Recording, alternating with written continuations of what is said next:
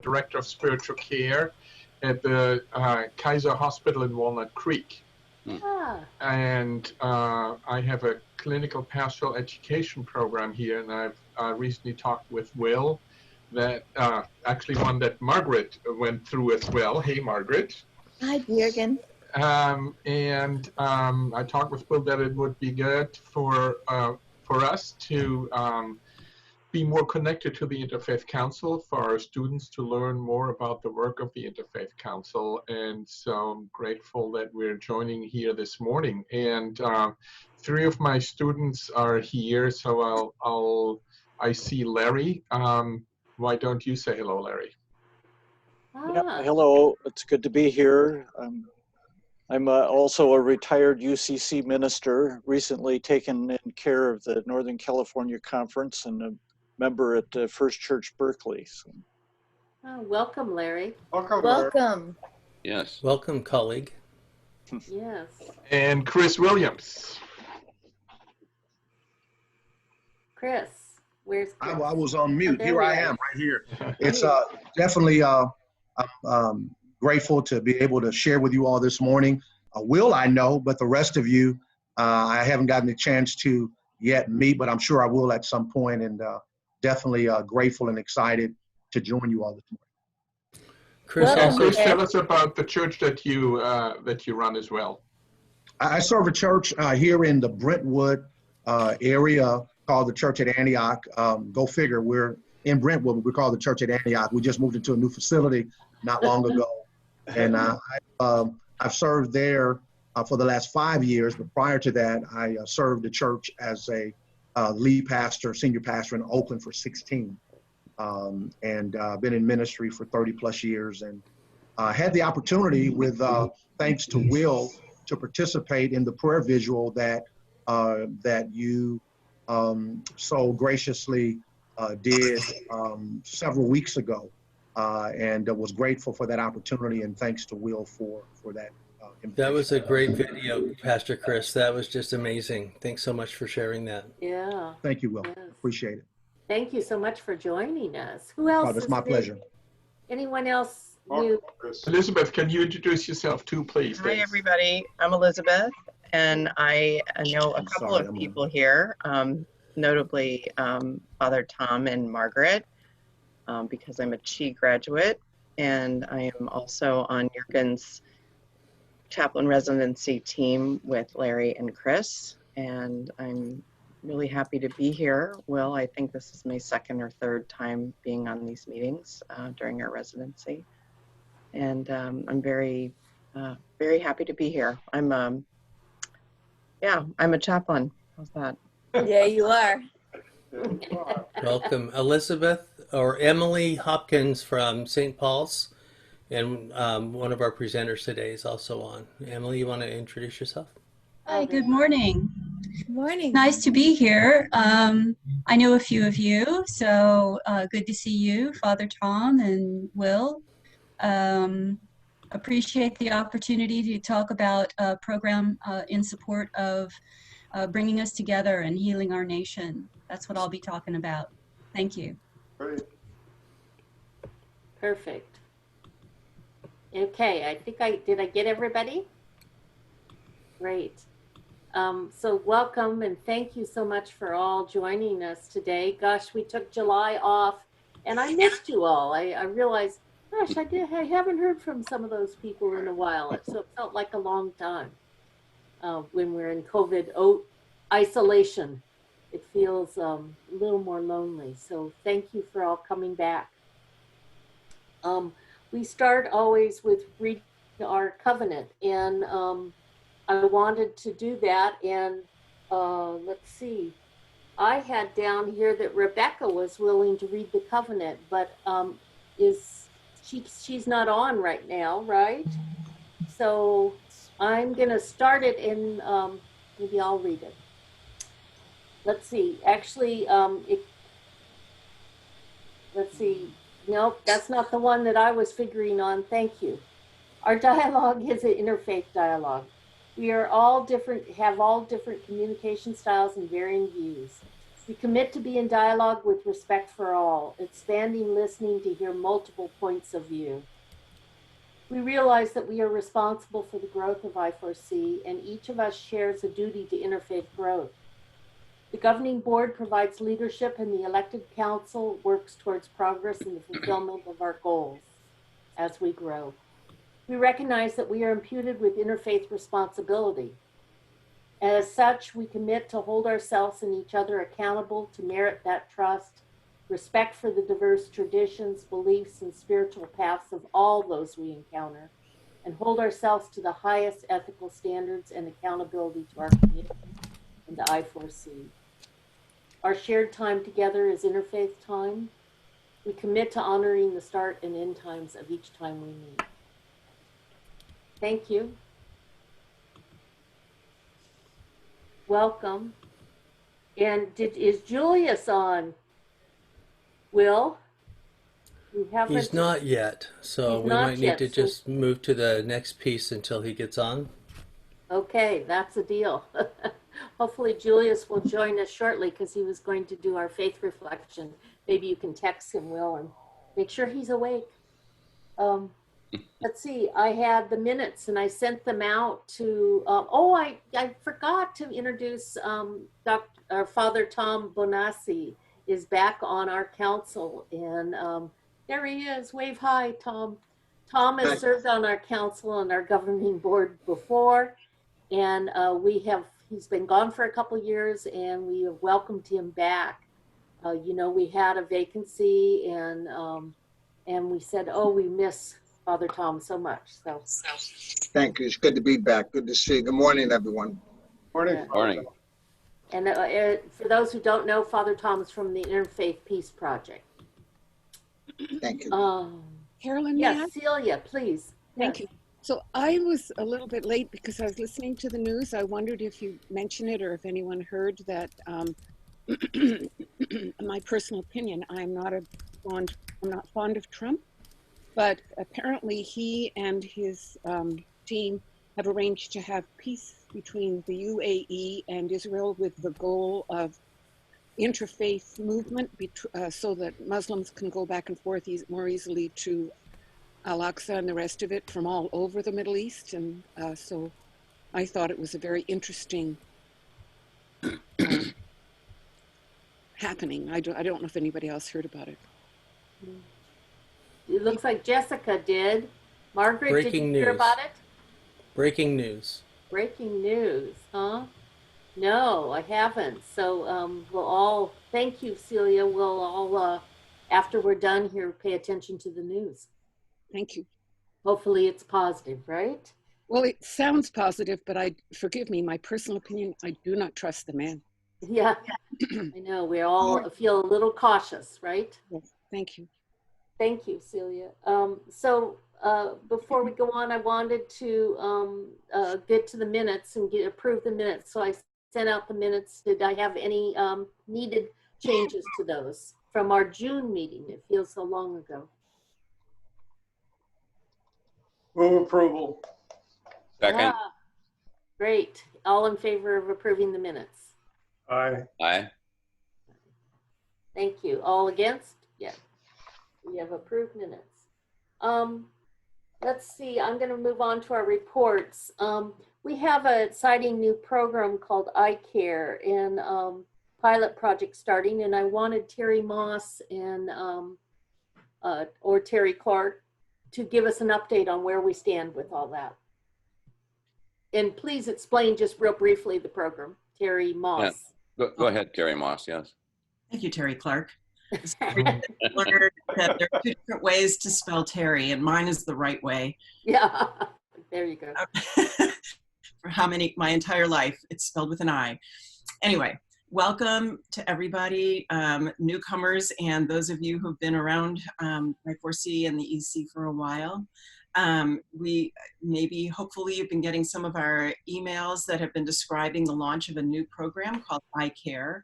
And that stands for the for Interfaith Community Action Revitalization Program. And the idea is that it's basically an eHarmony matching of nonprofit partners who are doing great work in our county already to serve those in need with volunteers in our interfaith community. And it's also set up to specifically encourage interfaith workings and dialogue and getting to know one another outside of our silos. So that's the idea behind it. I'm seeing some white dot here that's following me, so I'm gonna take this off. And so we decided to start with a pilot project and asked Lafayette Orinda Presbyterian Church and Sufism Reoriented to, if they would be willing to step up and be the leaders of a brand new thing. And they were, they embraced this, and it's unexpected complexities due to the hygiene issues related to COVID-19. And obviously we can't do as much, nearly as much in person as we have in the past. So it was with that overlay of caution that they created, that they, we also got a request from, I can only remember one or two of the H's, but it's Health, Contra housing, Costa County and H3, homeless. health and, thank you. And they are in need of 500 hygiene kits for men and women for those who don't have homes, 500 a month. And so, and they had a very specific list. And this is our pilot project that's underway right now. And I encourage you to look at the website that Will has so graciously designed and put up, describes the iCare project. We will be, after we debrief on this pilot project, we will be populating Sign Up Genius, which is basically a calendar and sign up program that will establish our nonprofit partner organization projects throughout the year, hopefully one a month, and we'll start in a couple of months because we need some ramp up time. And just, we need 2 congregations, preferably of different faith traditions, to co-sponsor a project. And once that happens, then we will open it up for volunteers from all of our member congregations. So as elected council members, we're hoping and encouraging you to be ambassadors for iCare and to talk to your congregations about it and to encourage participation either as a co-sponsor and or as all your members to volunteer and support these really valuable programs. And with that, I'll turn it over to Terry to give us an update on the specific pilot project. Yeah, thank you very much, Terry. LOPC and Sufism Reoriented, for brevity, I'll call us LOPC and SR, gathered together when we first were asked to do this, have had many Zoom calls. The representatives from SR have been Susie Cole, who's on the phone here, Kate Wasford, and our own, Lowell Miller, who has been, with us for many, many years and is now off the council, but is certainly helping. And then Sharon Campton from LOPC and the elected council here, and myself. So we decided, as Terry said, that there are a lot of protocols that we had to follow, and there were numerous details that we have processed through. But the net is that this Sunday at 4 o'clock, we are having all of the kits that have been pre-assembled by small groups and put in plastic bags, dropped off at LOPC. We count right now that there are about 530 kits. We also decided as part of the program that the kits would have to have notes of love and care and encouragement in them. And so those were written for the benefit of the homeless who will be the recipients of the, their hygiene kits. SR, Sufism Reoriented, under Susie there, has done a marvelous job in creating beautiful notes. And so I think the recipients are going to be blown away by that. And I think SR has done 375 notes, he said. And Oh, wow. LOPC has done something like 300. So we're going to have leftover notes, which is wonderful. The reason why we had everything done in advance like this is because of COVID. So what will be dropped off are the kits in plastic bags, and then we will put them along with the note into, thank you. Well, those are beautiful. Yeah, they're just precious. I love Aren't they them. amazing? Yeah. Yeah. We'll put these into, along with the kits, into cloth bags with drawstrings that can be used as small, backpacks or knapsacks for the homeless to carry around some of their personal belongings. And we've got an assembly line process set up where a small group of people from SR and LOPC and a few other interfaith participants are going to be there to do the final assembly on Sunday and get everything boxed up and ready for transport to H3, as we call it, the County Health, Housing, and Homeless Services. So we're excited about it. Everybody participating in the project has been energized. We have Zoomed rather than personally interrelated, but I think it's been a marvelous start, and hopefully this will be somewhat of a template for the next project. I want to say that if anyone on in this group today, if you have an interest in helping on eye care and the kicking off of this new effort, would you kindly send Will or I an email saying you're interested, and we'd love to figure out how to involve you. And we're open to anything and everything. So so please just speak up. And one of the ways that we're encouraging folks to think about helping is by serving as a regional coordinator, because this program is going to be so new to so many folks, and we're encouraging interfaith teams to collect around one specific project.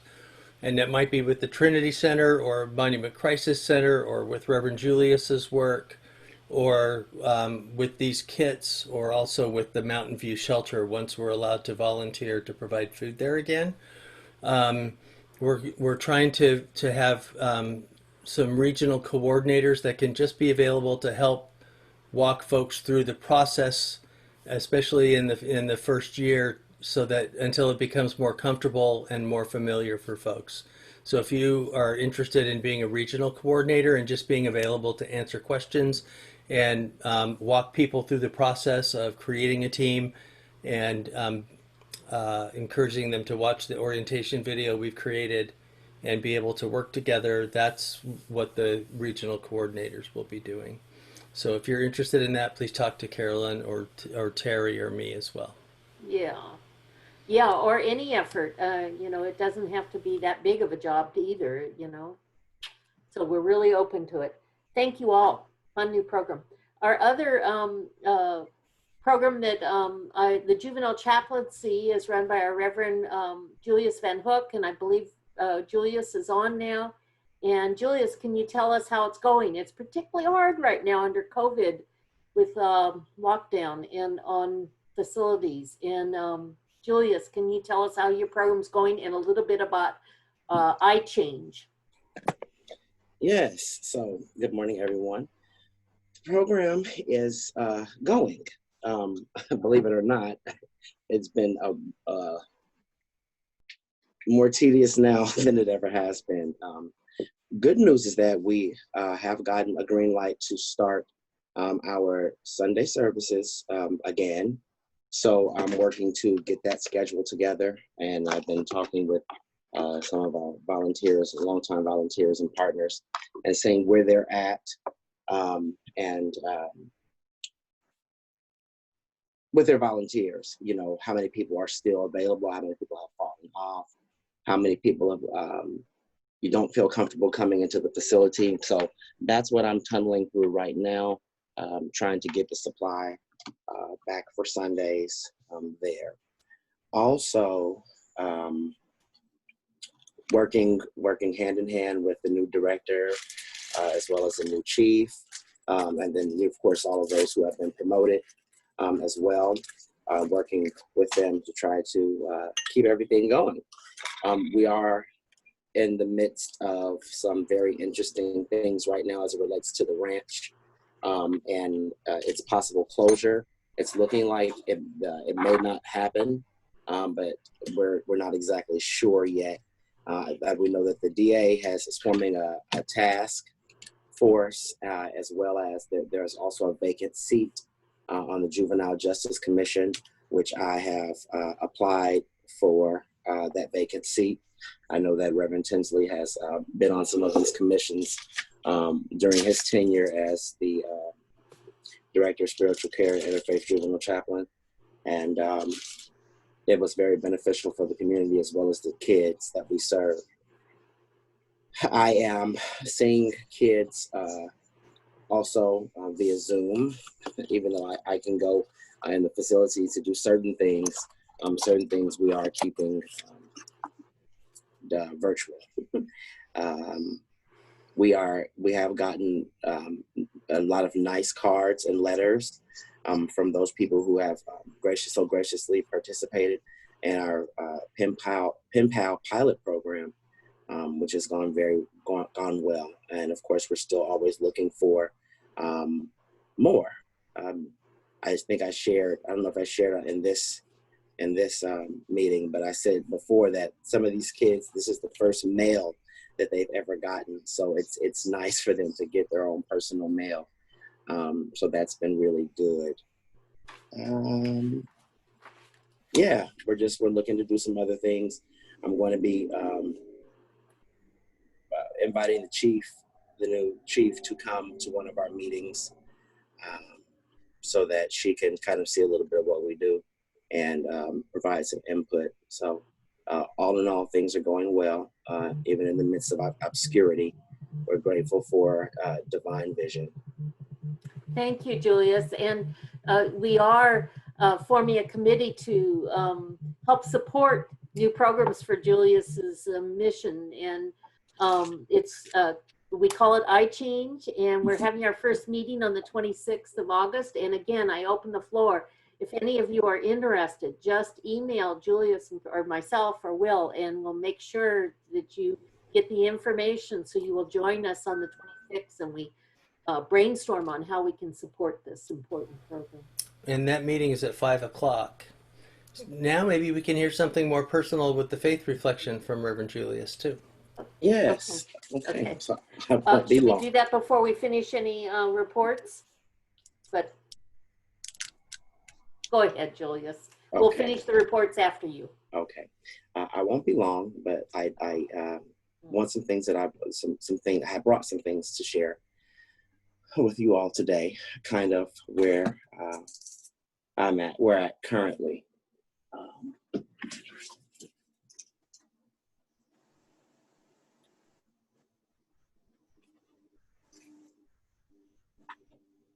We are living in very unprecedented times.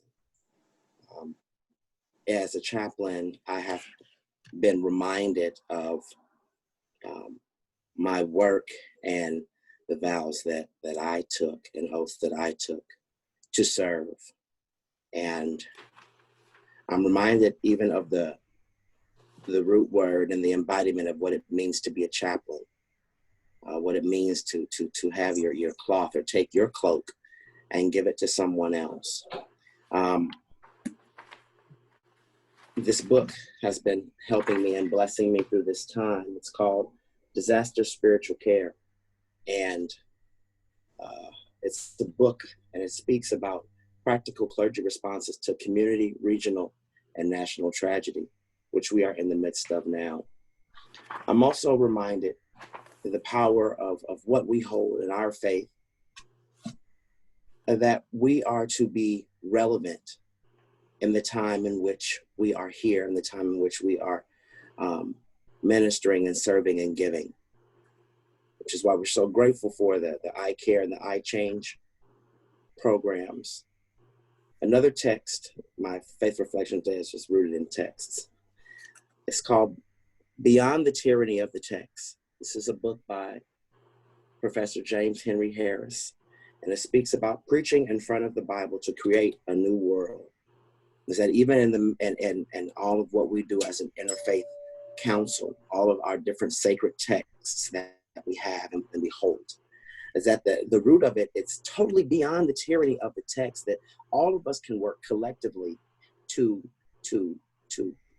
serve and to speak in front of our sacred texts to create a new world based on our actions. And last but not least, the prophetic promise of the prophetic and our social justice and community advocacy work. A text by Professor James Cone, The Spirituals and the Blues. Spirituals, when we think about spirituals and we think about blues, we sometimes think that they're on two opposite ends of polar opposites of a spectrum. However, the power of song and the struggle for Black survival is about what spirituals and the blues are both about. This music is essential for identity and survival. It was a need to, these both genres of music were both out of a need to express moods and feelings and joys as well as sorrows. The need to refresh our spirit and the sound and the rhythm of Black humanity.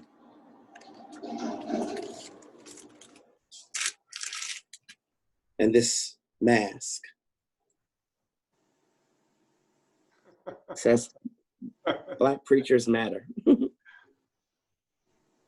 And of course, there are other reasons why, of course, we all wear masks. But when I picked this up and put this one on, it's a reminder for me not to ever muzzle my face or my mouth as it relates to speaking for injustice. Even with the proposed ranch close and doing everything that's seemingly politically correct. This reminds me of our call to prophetic justice. And in closing, I will sing a piece of this spiritual to remind us to hope.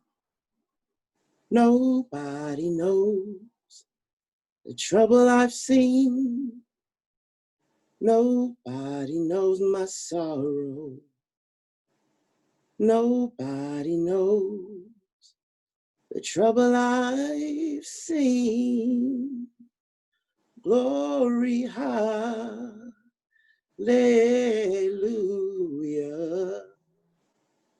Sometimes I'm up, sometimes I'm down. Glory, hallelujah.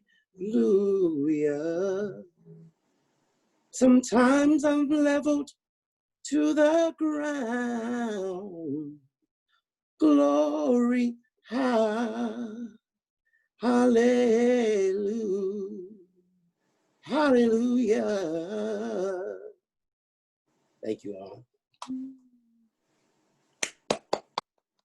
Thank you, Julius. Thank you. Thank you. Gosh, Julius, that was wonderful. Thank you. Mm. It brought us right into a whole nother mood. So thank you. Thank you. Thank you. And if you are in need of a letter of support on the Juvenile Justice Commission, we would be happy to work on that. That would be wonderful. Thank you. Thank you. All right. And blessings to your boys. Oh, thank you. Thank you. Big, Thank you. big blessings. Let's see, I also wanted to mention that we're bringing on new people in November is our annual meeting, and it'll be via Zoom this year. It won't be over our traditional wonderful interfaith banquet that we have, potluck. But what I want to do is welcome on new people, right? And because some will rotate off and some will come on new. And so we need to form a nominating committee to bring on fresh ideas of new people that would love to be involved with us.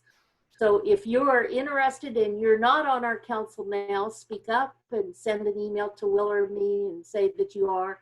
Or if you'd like to serve, if you're on our elected council now and you'd like to serve on the nominating committee to help come up with ideas of people for next year, please tell us, and I'd love you to join us on our nominating committee. So Margaret's going to be helping us now, right, on the nominating committee, and we have a few of us, but we'd like more. So anybody on the elected council, please speak up. and guests if you're interested in serving. It's a 3-year appointment on our elected council, and we'd welcome your involvement. So just let us know. Let's see, I also wanted Diane Maltester to speak up on a topic she wanted to talk briefly to us about. Diane. Good morning. I was asked to sit on the disabilities. It's Access and Functional Needs Committee. It's a steering committee that meets with all the county representatives or many representatives from the county, basically quarterly. But some of the information I felt was needed to get out to the community, and since all of you bring a lot of this information back to your churches, I think it's a good place to report to. They began, and every meeting is different. They again bring on different guest speakers for this meeting, but it's highly informational, and I'd like to just share the report. I'll try not to make it dry, but it is a little bit dry. They had started out with a COVID-19 report from the county health officer, Dr. Tom Warren. So the amount of cases we have had in the county has been over 8,342. The active cases right now are 900. The hospital rate averages about 130. Daily rate is about 100 in the county hospital, and it's been leveling off. There's been 100 deaths, but of these deaths, 86 are from the nursing homes or senior care facilities. The average cases daily has been 200 per 100,000 population. And just FYI, yesterday there was 363. If we go above 100 of these cases daily, we are automatically put on the state's watch list, which means that many things have to stay closed. They found that the challenge, of course, is obviously a no vaccine, and also they have scaled up their case investigations, but all this is dependent upon the lab testing, and that's where they've had the most major challenge. And even though they scaled up the lab testing, it's slow. If you are critical with the test, if you're in a hospital, you'll get the test in about 4 days result. If you think you have COVID and you get a test, the turnaround is about 14 days. And with that, you are missing the window to isolate people. The state, and also the state reporting from local reporting is delayed because the centralized system up at the state is backed up. Concerning education, they were trying to get waivers to have schools open, but I don't think that's going to happen. And they do have an application protocol, but there's no rush. The COVID response, it was from Matt Kaufman. The county has managed to set up structures. They set up this chart of structures and protocols. They worked on that while we were all isolated. But they do have a communications liaison that communicates with the hospitals. There's a public information officer releasing data every day, and they have the community engagement officer that's trying to target communities like the Latinx and the Black communities. They have finance that's trying to procure funds from the state, planning and logistics, etc. They have received about $220 million in funding. Operations is in charge of testing 11 sites through the county for free of charge. they will, individuals' medical insurance will be invoiced. What I thought was interesting is they do have they have alternate care sites. I think this is for in case the pandemic gets worse, but I thought it was interesting where they were. One is in Richmond, the Craneway Pavilion, where they could house or have 250 beds. North Concord Shelter has already been converted to a care facility, and Alameda County Fairgrounds. The alternate care facilities that we have now we have 4 hospitals for the homeless. I'm sorry, 4 hotels for the homeless. One hotel is used for when people have to be isolated or possible symptoms. I asked if they had any anything for families, and they said some of the hospitals had suites, and they could put some families in these suites, but they are also trying to help them find housing. Another statistics I thought was interesting. Did you know that we have 10,000 people employed for the county? 4,000 to 450 of which are healthcare services employees. About 250 to 3,000 people are engaged in some form of this health response.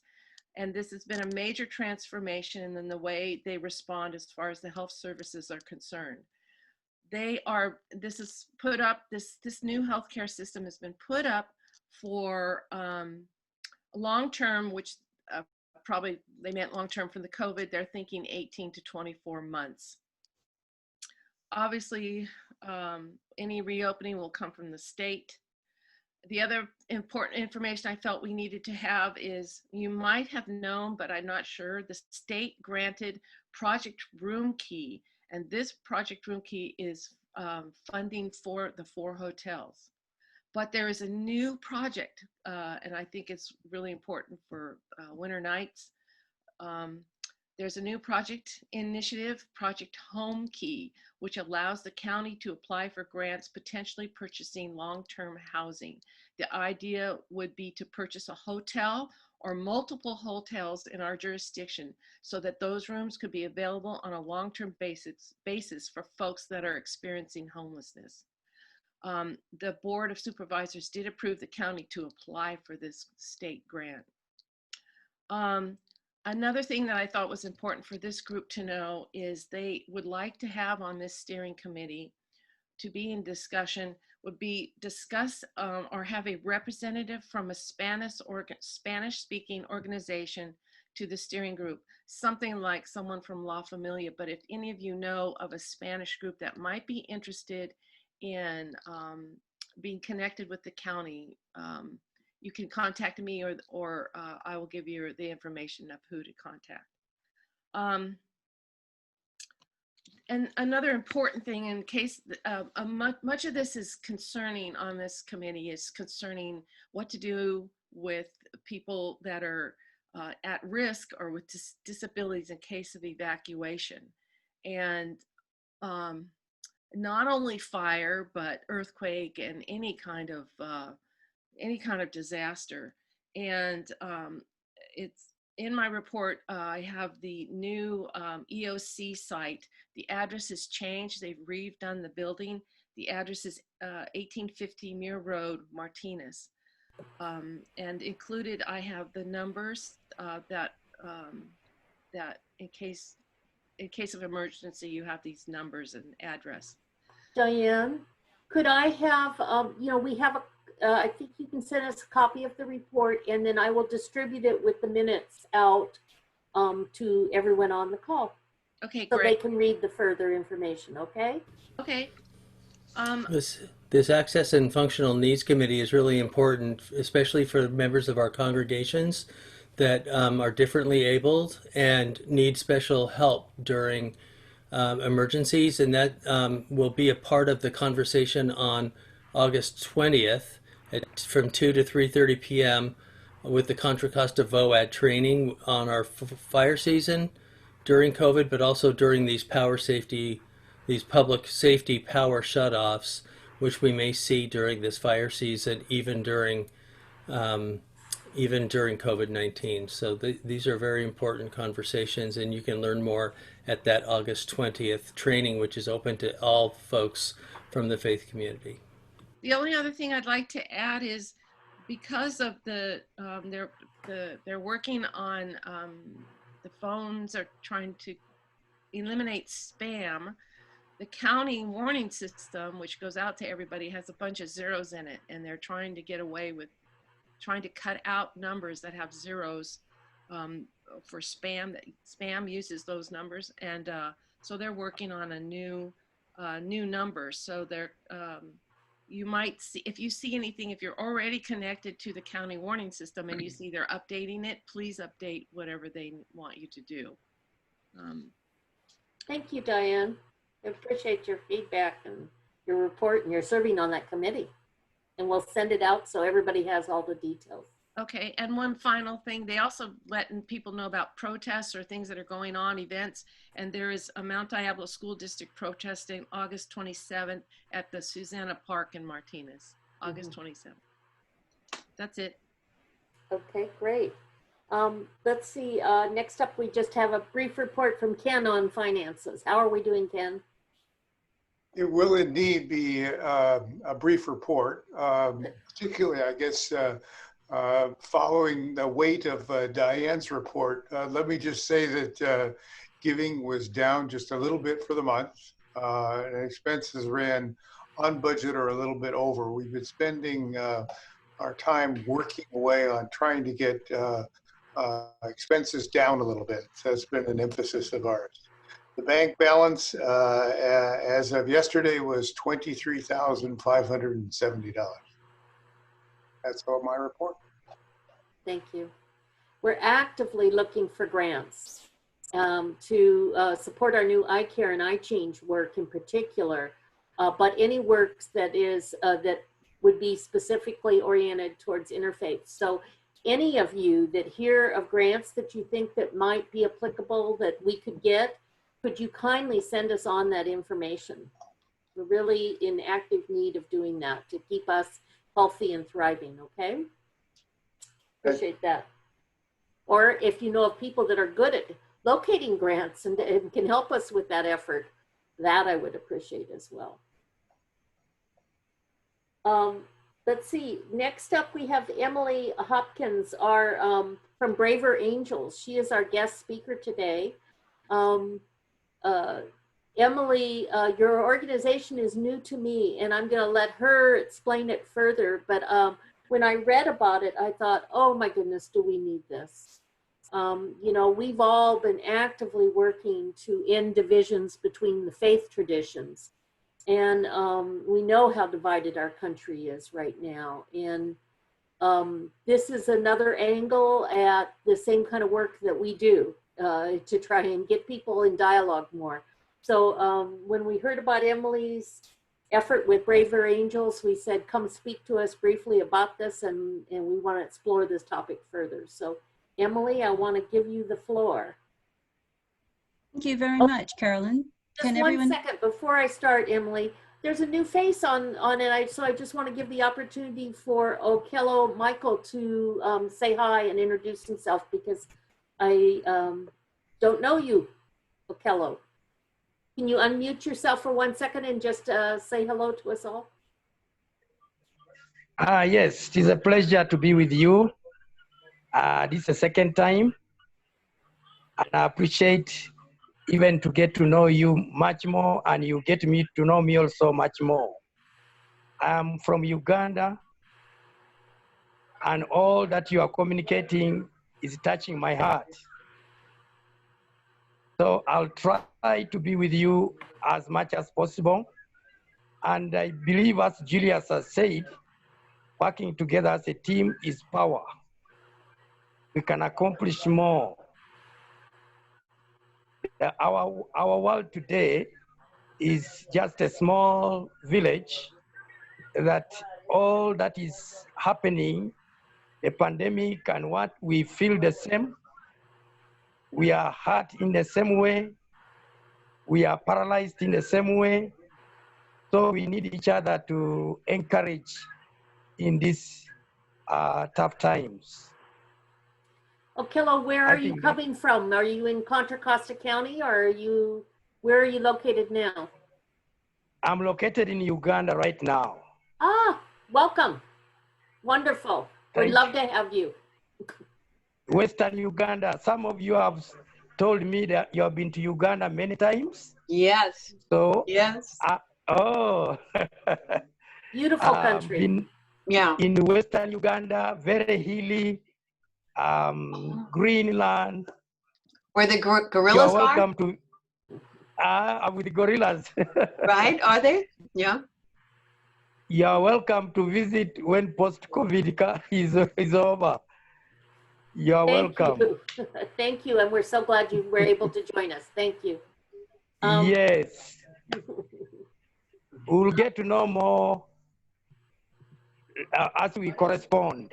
Yes. Thank you. Yes. About my family, about my ministry, I will communicate as we continue communicating.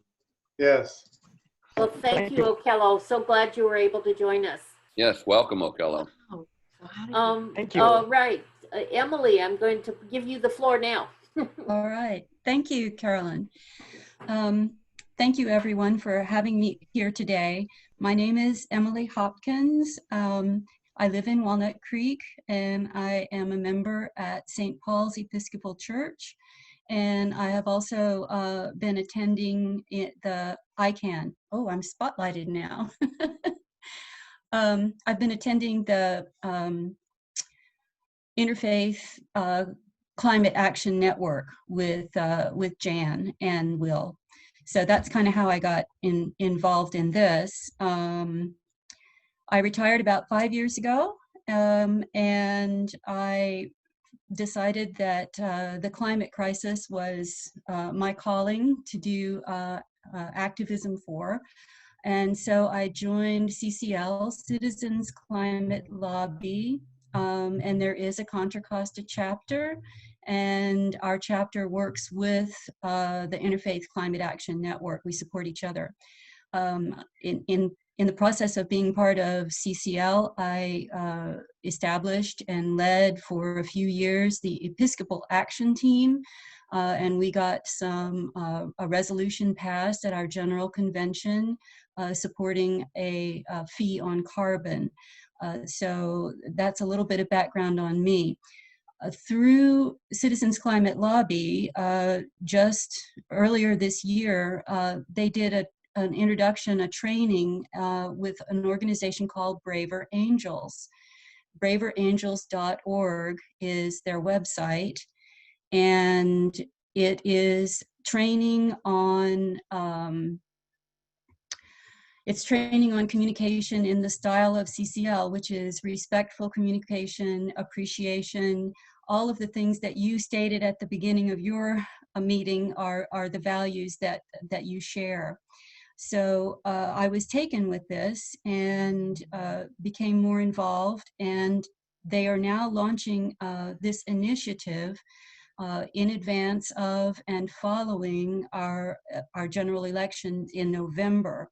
And also I'd like to mention, now if you could just hold that first slide for just a moment.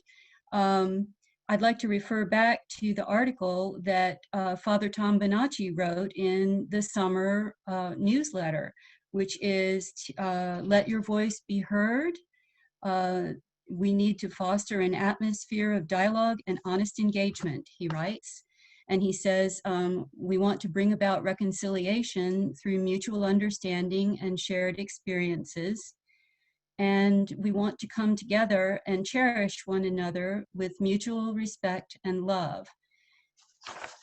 And I'm sure all of us agree with all of those things. And then the question becomes, how do we do this? So I would like to offer this as a program, some support, some structure that can help us to do this.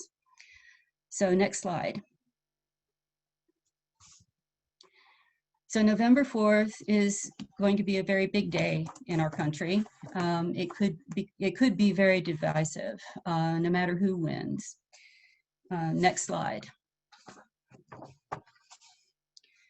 So we have this opportunity to seize this time by bringing people together in the way of Braver Angels to deal with emotions, whether they're positive or negative, and to renew a commitment to bringing people together rather than being divided.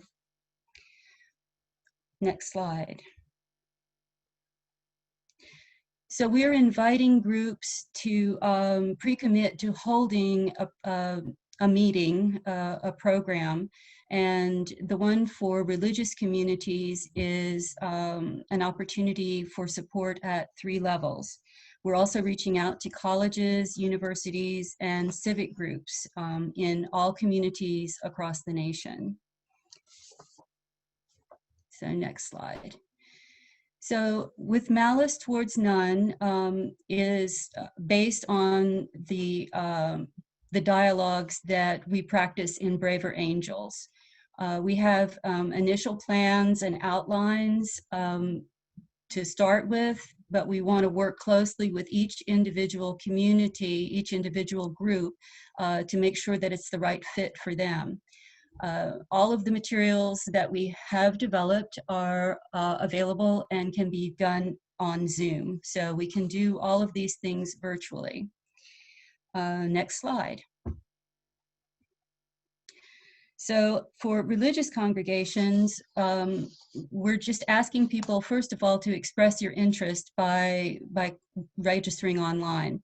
And the first thing that you might do is to have a gathering. The first thing to do is announce it ahead of time so people know that this is coming, and then hold separate gatherings for people, one for those who lean red and one for those who lean blue. Whichever one has won the election will have different feelings than the others.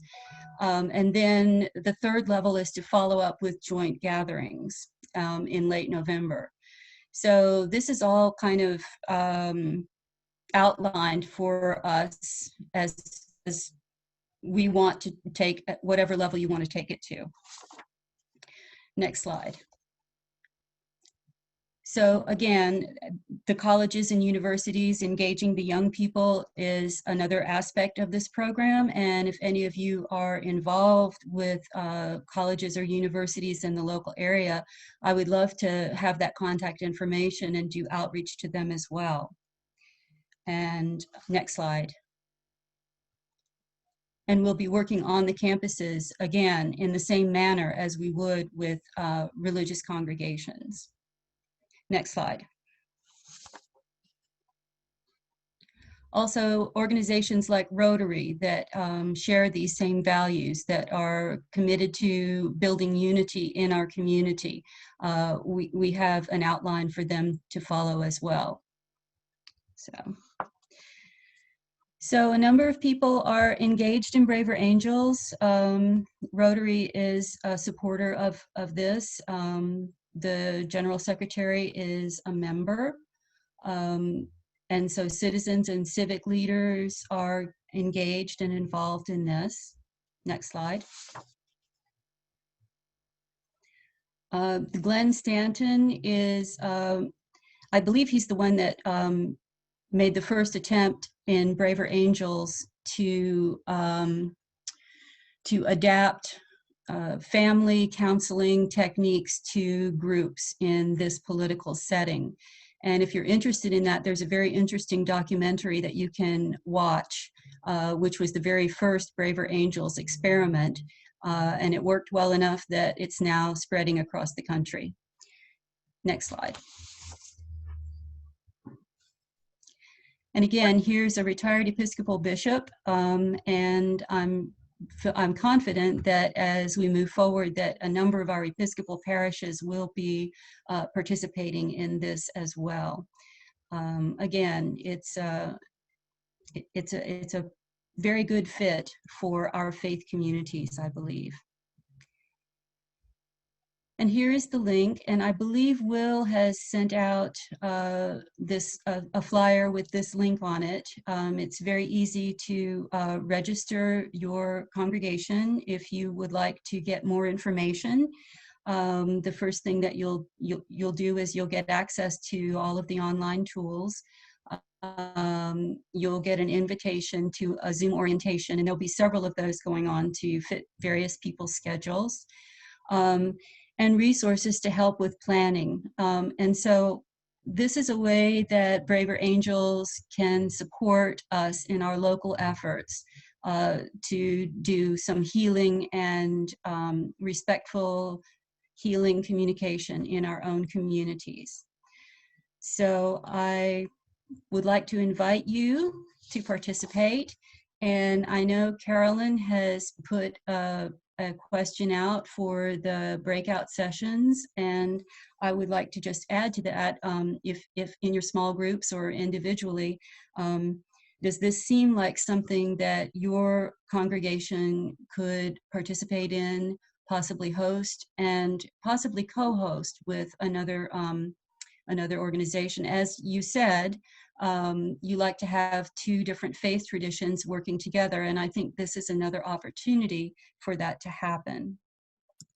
So I put that link down there in the chat room for everyone, thank you. Emily. And it did go out in our e-blast yesterday, including an informational sheet with the link for organizations to join as well. Thanks so much, Will. And if there's time for a question or two, I'm happy to answer what I can. Go ahead and unmute yourself or raise your hand like this if you, Celia. I wondered what the name of the video is that you mentioned. Yes. Well, I think if you Google braverangels.org, you can find the link on the video. Okay. I found it on YouTube. It's Braver Angels Reuniting America. That's it. Great.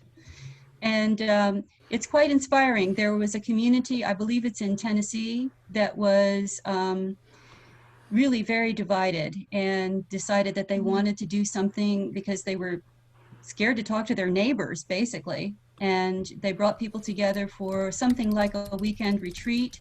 And the techniques that they use are replicated in various communities across the nation. And I will mention that as far as this program with Malice Toward None, we already have 46 organizations signed up to participate. Braver Angels, I believe, is in 47 of our states. And here in California, we have 6 congregations, 6 religious organizations that have already committed to participating in this with Malice Toward None. Thank you for finding that video. It's if you have time to watch it, it's really a very good story.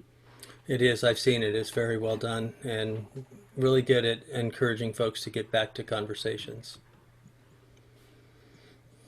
I will also mention that Pete Seeger is a supporter. If anybody's a Pete Seeger or a Peter, Paul, and Mary fan, they just had a Braver Angels songwriting contest, and that made me, when Reverend Julius sang us that song, they had a Braver Angels songwriting contest recently. So people are expressing this this desire in music as well. Great. Perfect. Will, would you like to lead us in the interfaith dialogue then and break us into small groups? Definitely. Let me just put the questions right here in the chat room. How can you promote in your home and community a depolarizing environment when it comes to our political beliefs or our faith traditions? We're going to break everyone up for just a few minutes, 3 to 4 people per room, and you'll have to unmute yourself, but you have permission to do that. And then we'll come back where we can share some of the things that we've shared in our small groups. If you can have one recorder in each group, that would be helpful. And then please send the notes that you make from your small group to me or Carolyn, and we'll make sure it gets into the minutes that can be sent out so everyone's able to see what every small group was able to share. I'm going to ask if you can limit your top 2 takeaways per group, okay? Top 2 takeaways, and we'll give you a minute notice when we're asking folks to come back. How much time do we have, Will? You'll have about 15 minutes, maybe 17. All right, so I think we're going to be invited to get into a breakout room and just join.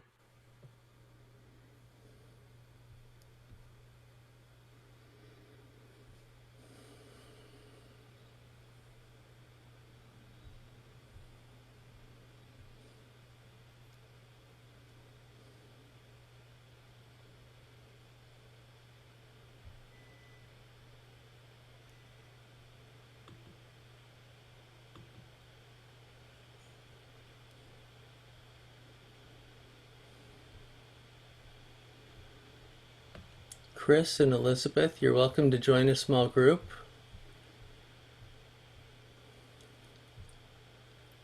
And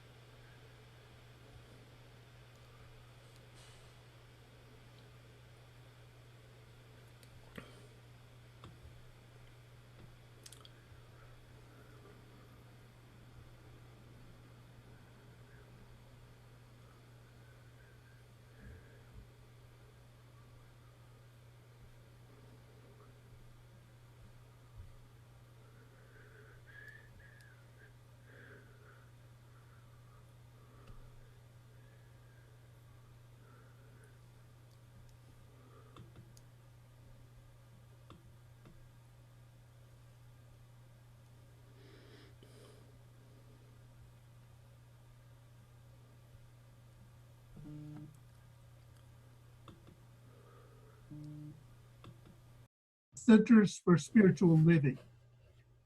It's the parent organization, and there are two religious science organizations started out as one and broke, and then came back together.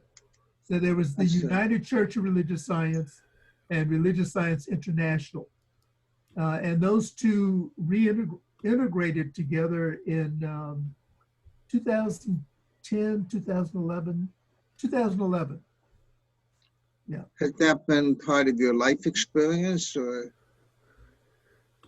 No, prior to that, I was actually a practicing Catholic for a number of years, and then prior to that, traditional Protestant, Methodist, Baptist background, and then career-wise, I worked in the insurance industry for over 30 years before going to ministerial school.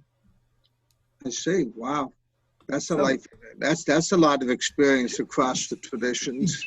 Yes. I hope we get to talk more and more about that in the future. Feel free to contact me. We can chat some more about that. I'd be very intrigued by it. Great. Thank you. I would appreciate that. I do a lot of work with trying to figure out if there's such a thing as interfaith spirituality and what would it look like. Yeah. Yeah. Hold on just a minute. There's someone at my door. Okay. I need to answer this real quick. Take your time. hey, Tom, how's today? Hey, how are you? I'm well. We need to get together, don't we, about rapid response at some point? Yeah, and there were a few other folks that were going to help us write up that new policy. Have you seen this video that was mentioned? No, I haven't. It's on my list. My list is getting very long. It's really well done, and it really does encourage folks from. I wish they would talk about it more as less than a binary division that we have in our country, and more with multiple strands of division, not just left and right, but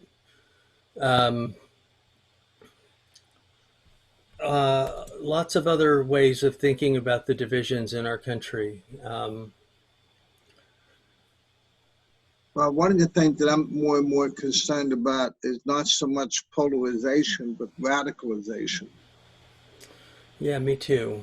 the radical points of view. And the latest one that's going to make the Tea Party look like a Sunday school picnic is QAnon. That's it's very troubling. That has moved into mainstream media. It's even moved into mainstream candidates in that one party. 14 of them won primaries. They don't tend to have a very good grip on reality. Even after the young man who believed that conspiracy theory went to the pizza parlor in Baltimore that was supposed to be where children were being held and trafficked. And when he went there, he insisted that he be shown the basement where these children were trapped, and he was there to free them. And there was no basement in the building, and he would not hear it.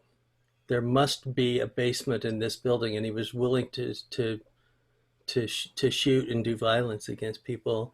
Even despite that disproving of that part of the conspiracy theory, people are still following it. Well, because now it's even grown into more things. Facts don't change the polarization that comes from radicalization. So true. And I think we have to be careful not to dismiss it.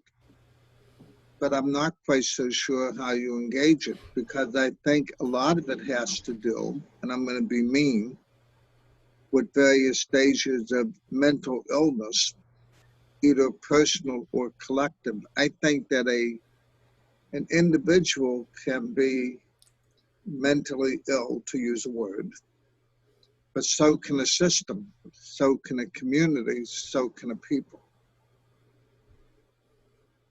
And all I can think of is the old rites of exorcism, is to translate that somehow or another into, based on our psychology and understanding of group dynamics, how do we deal with this sense of what I think has to be labeled evil? And yet, I think at the base of the QAnon conspiracy is a desire to end human trafficking, which is a huge issue. But I think it gets tied up with accusations of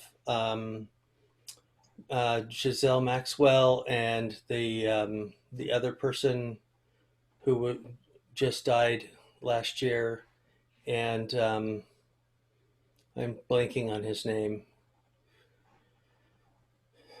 So there's enough truth in it that people get kind of sucked in, but then it becomes this way bigger conspiracy of a deep state and a bunch of other pieces that animate this kind of political action.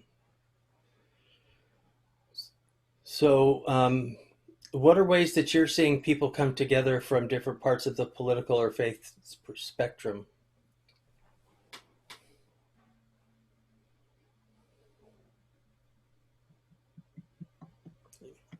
Have you seen anything that's bringing people together?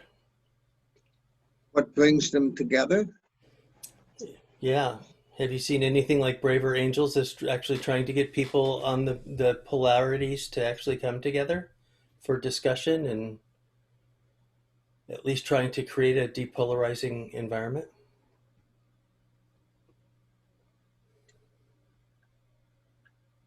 I have not. I've seen nothing but conflict.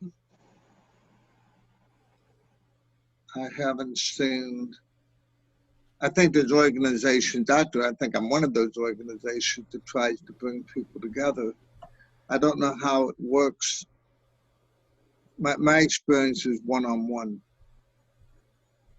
is to create very, very safe environments for people to have ample time to say what they think and feel, and process it slowly over long periods of time without it getting into defense, offense. The question that I think is most, for me, helpful is, can you tell me more? Mm-hmm. And people tend to begin to confront their own illogic. They don't need me to fight with them. They simply need me to hear them.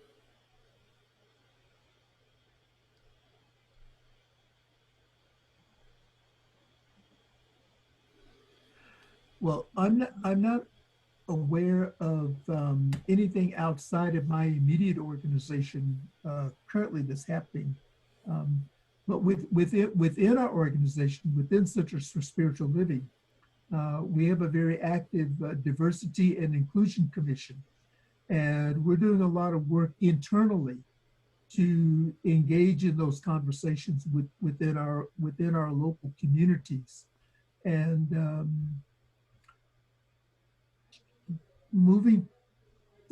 assisting people in moving the direction of recognizing diversity and differences and including those rather than excluding them. So we have a lot of work to do in our own individual communities, and so that's where my particular focus has been. We've been doing some sacred conversations on race, which has been serving that function in many ways. Mm-hmm.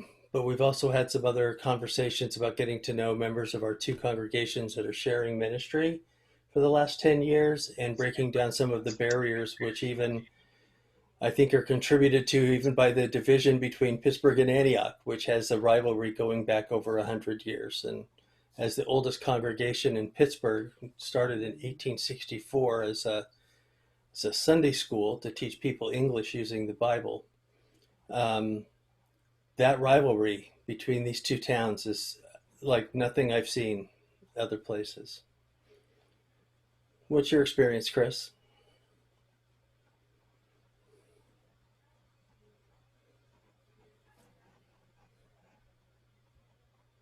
I'm sorry, I was muted a little bit. It's been pretty much the same. I experienced those same things. I have only pastored in this area for 5 years, but I've lived here for 20. And so, while I believe things are changing and things are evolving, we're still, it's been a lot of what you've shared as well. Chris, where are you? I'm in Antioch. I'm in Brentwood, but I live in Antioch. Oh, you're right next to me. We need to meet. We do. I would definitely welcome that. I'm on Lone Tree Road. I mean, off Lone Tree Road. I'm off of Lone Tree as well. There you go. You may be my neighbor. Well, we are neighbors now. Well, I'm right off of Jetsonville, off of Lone Tree. Okay, we're off Country Hills. Yeah, I know where you are. Yep. Okay. Good. Let's make a date. Okay, let's do it. At least by Zoom. I'd welcome that. We're being safe. I think the Braver Angels conversation is one of the few that's really getting folks from at least the political polarities, but I really wonder if we could get folks from some of the other polarities, the rich-poor, the black-white, the urban-rural. There's so many other divisions that people use to divide against each other. That it would be really interesting to look at more than just the political portion of it. Well, I think it would depend on, to me, the political is never the political. The political is a word that if you open it up, you get a stew in the pot. In the political pot, there's a stew. And there's all kind of issues lurking behind what we call a political point of view. And for me, what I've discovered, and I've known for many, many years, that people use religion to maintain the status quo. Then call for separation of church and state to maintain prejudice, fear, hatred, and stereotype.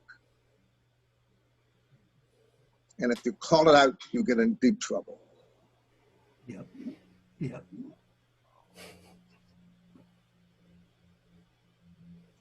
So I think the political point of view is almost like we've heard of money laundering. I think we do theological laundering.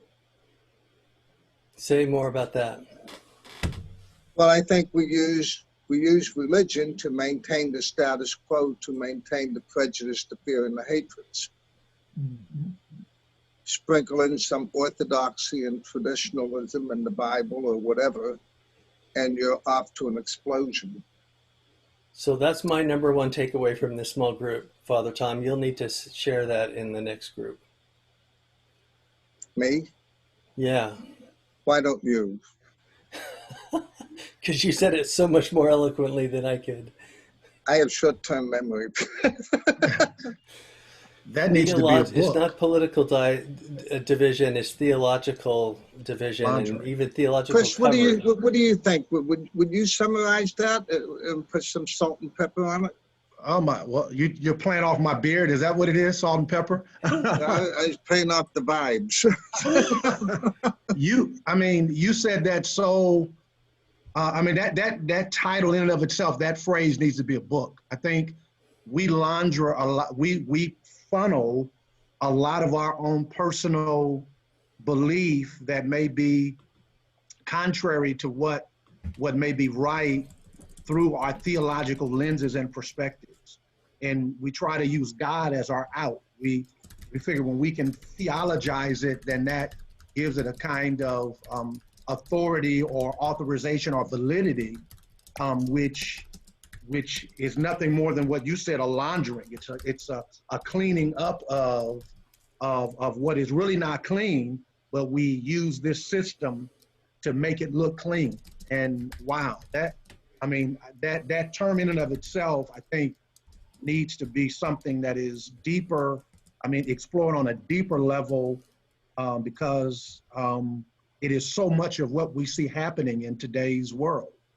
And man, I'm so glad that we're on this call today. We're going to be closing our groups and getting everyone back in the next minute. Oh, this was just getting exciting. It was.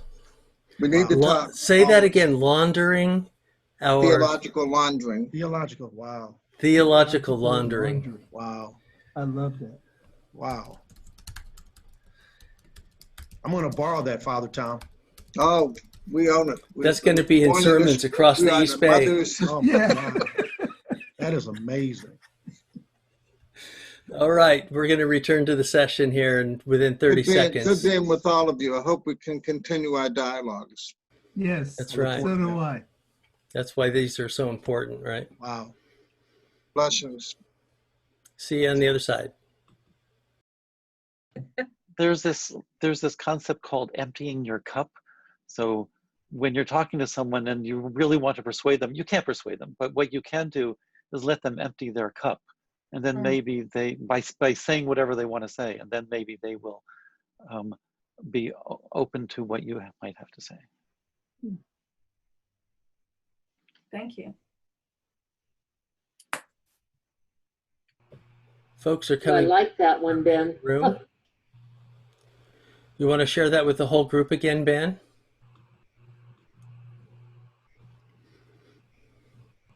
Helping others empty their cup? Empty their cup. Right. There's this, it's actually from a Baha'i quote somewhere, but it's basically like when you're talking to someone and you have differing views, you're never going to add something to their cup unless they have a chance to empty their cup some. So it's like when they want to talk about something, you just let them express their views and let them empty their cup. And then maybe they'll be more receptive to something being added. It's in all the traditions in some form or another. I think Thich Nhat Hanh talks about this. It's also in Sufi tradition, also in Christianity. It is a common theme. Amen. Maren, did you have something you wanted to share from your small group? Basically, somebody else recorded it, but we talked about the importance of being able to listen respectfully and accept what people say as being the kind of the basis, and that I've forgotten what the other point was. We do have a program on compassionate listening called Courageous Conversations that if anyone wants to offer that to their community, I'd be glad to do a 90-minute program with them on that. There's some multiple ways of doing that that might even include in having some folks prepared beforehand to share some things from their own life as a part of the practice. And so that's another option in order to learn those skills, called compassionate listening. Thanks, Mara. Erica, I see you're unmuted. Did you have a report from your small group? And we're going to get Father Tom, who's going to blow your mind. Yes, also, so our group talked about various, things. We talked about Sufism, how Nagar's, faith, helps her with that extremely restored, balanced, guided practice that basically guides all her communication and collaboration with people, and therefore the communications are always under those, controls.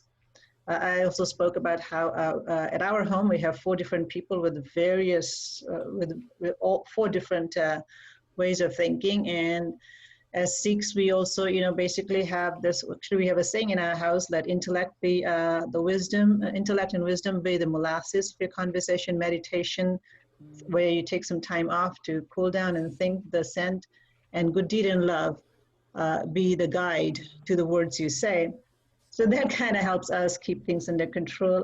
Yogan, one of the ministers, also a chaplain at Kaiser, Walnut Creek, said that he has 2 teenagers, and there's always a lot to say. And they've also kind of they approach things just place, just as in justice for all in their communication. Unfortunately, we all spoke so much that Larry and our group never got a chance to speak. So I'm missing the quarter of the group's input in our conversation. So please share your top 2 events from in all of your conversations in the chat room, or email them to me and Carolyn, and we'll add them to the minutes, and you'll be able to see everyone's responses. Father Tom had one that we want him to share right now. Well, good morning, everyone. It's good to be with you. I wish we had 2 hours to, some exciting thoughts began to emerge, and so I'll share this with you. And it's going to sound negative, but I think it's a way to try to understand. One person talked about including diversity and difference into the dialogue, as opposed to simply trying to always have that be seen as something that's polarized. But the question focused around polarization is one thing, but there's an emergent sense of radicalization within the United States right now in our public speaking. And I used a term called theological laundering, like money laundering. Sometimes I'm beginning to see, a lot of times I'm beginning to see, especially in my own tradition with the people I work with, is that they use theological categories to justify prejudice, hatred, fears, and stereotypes. And that comes across as a political positioning, and then claim that we have to separate church and state, that we can't bring those 2 issues together, that that's political when it's actually an ethical kind of thing.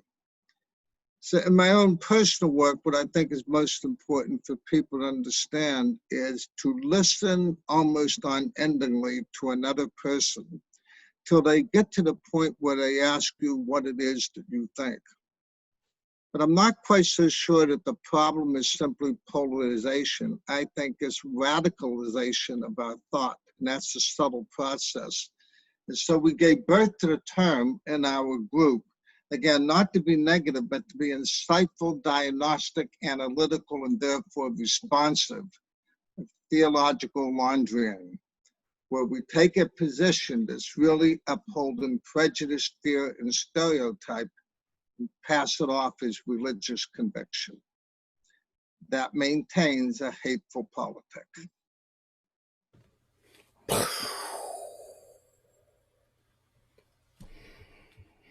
We're working on it. Thank you, Father Tom. Thank you.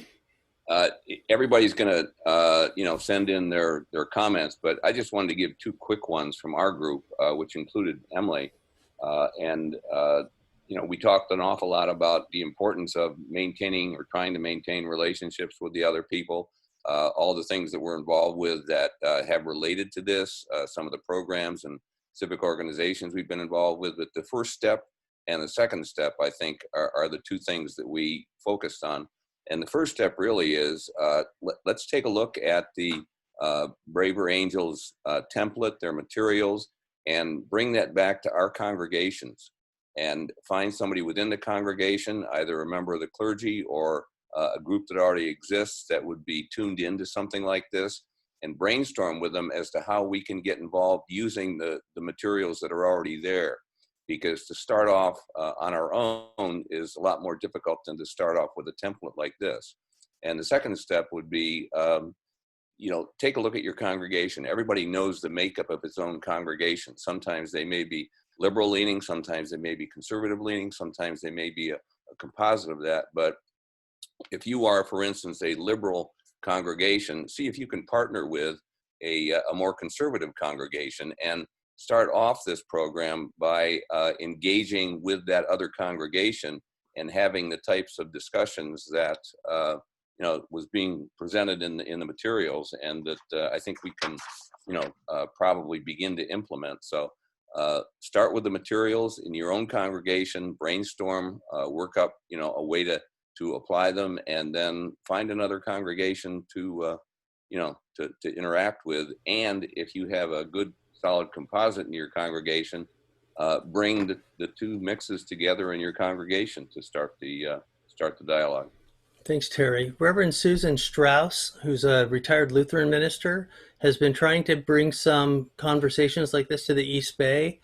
And I don't know if any of us have gone to be a part of those conversations, but there are some folks at a kind of a regional level trying to find folks from divergent views to be able to be in conversation like this. So yeah. We're going to look for, it doesn't look like folks are posting things in their chat, so we really are going to rely on your emails to be able to get the wisdom from all of the small groups. There's a little bit in the next events piece here, and Carolyn has an important ask about our next meeting. One of the ideas that she had last year was the possibility of us moving our time for these elected council meetings and maybe moving them around to different congregations and asking the host congregation to provide a light soup supper that we would all be able to share as we did our meetings in an early evening format. But since we're in COVID and meeting on Zoom, she's got the next best thing. Carolyn, you want to talk about? I would like to make one comment before we close out the conversation part. Well, Sure, okay, but we're already over time, so and it's addressing what we're doing right now. Our culture is driven by words that needs to be balanced with real deep listening. And this was one of the conversations that Margaret and I were having, is that if we're in our heads, how do we get down to talking about real life issues? So we need to balance. Our culture is driven by words. We need to learn how to deep listen to each other as well in order to have balanced communion with each other. Forgive me, we may be running out of time, but Zula had some very astute, eloquent things to say in our group, and I wish that she could, if she wants, Okay, would like to please. share. Zula, share. Biff was going to share. We don't want, if everybody's willing to go a little over, let's do it. Okay, now? Okay. Yes, sure. All right, thank you. Thank you, Celia. Okay, so in our group, I brought up something that's happening at Unity. We're having a book study on white fragility, and my whole thing about this whole racial thing is that I believe, I'm praying that all of this will trickle out. And there was a question asked of me: how do you ask a question to somebody like me, a person of color, when all of this stuff is up there and people become defensive? And my answer to that is to say that before you.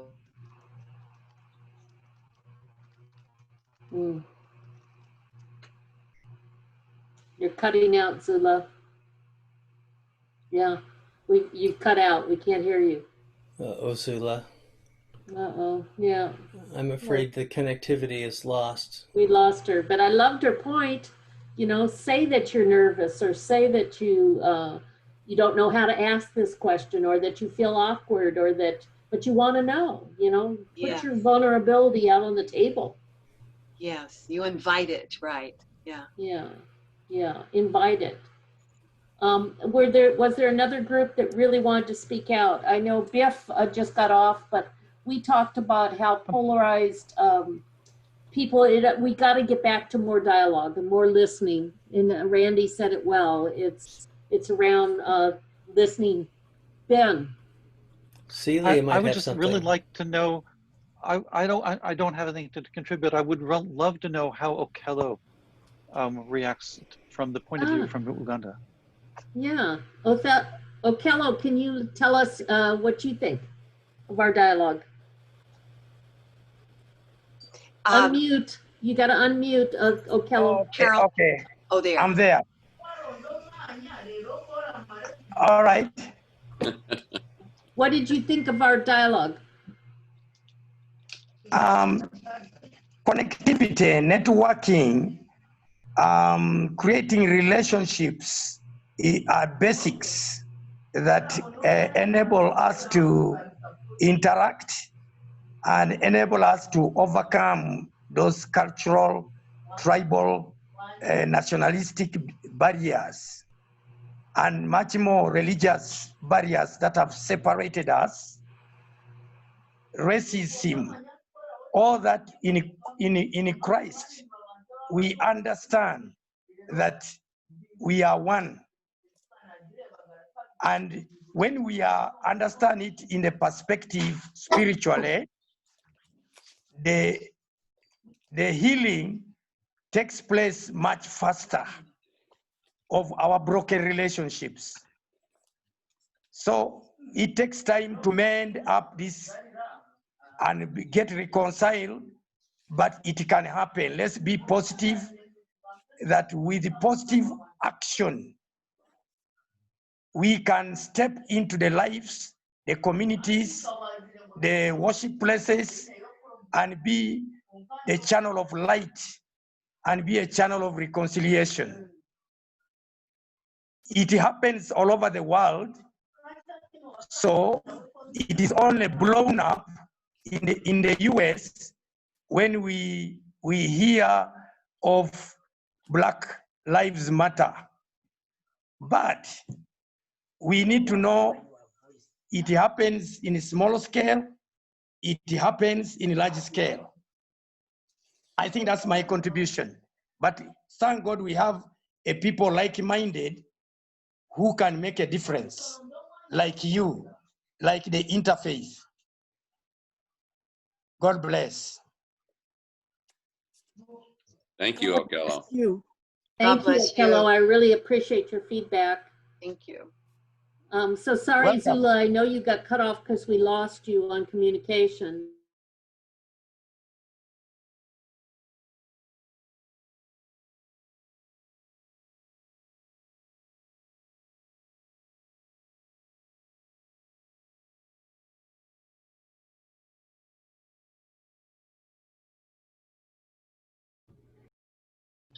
And a lot of that is what's happening right now with the white fragility, with all the other books that are in the top selling for quite some time now.